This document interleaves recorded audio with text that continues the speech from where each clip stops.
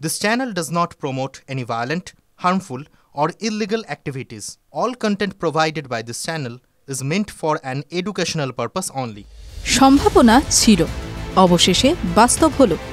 বাংলাদেশের নতুন দল গড়তেই সপ্তাহ কয়েক ধরে ময়দানে নেমেছিল বৈষম্য বিরোধী ছাত্র আন্দোলন ও জাতীয় নাগরিক কমিটি। শেখ হাসিনাকে ক্ষমতাচ্যুত করার পর এবার তাদের নতুন অভিযান। প্রথমে জুলাই শহীদ ফাউন্ডেশনের সাধারণ সম্পাদকের পদ থেকে সরে গিয়েছিলেন জাতীয় নাগরিক কমিটির সাধারণ সম্পাদক সার্জিস আলম।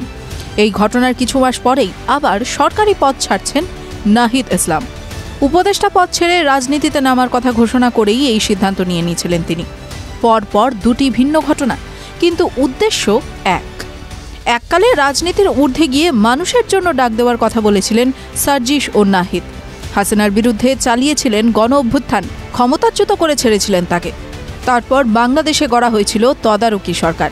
কিন্তু আজ যখন জাতীয় নির্বাচন নিয়ে বাড়ছে জল্পনা, বারংবার ইউনূস সরকারকে নির্বাচনের দিনক্ষণ ঘোষণার জন্য চাপ বাড়াচ্ছে বিএনপি, সেই আবহে যৌথভাবে রাজনীতিতে নামার ঘোষণা এই দুই ছাত্র আন্দোলন মঞ্চের। সোমবার সেই নিয়ে নিজেদের মধ্যে বৈঠকও সেরে ফেললেন তারা।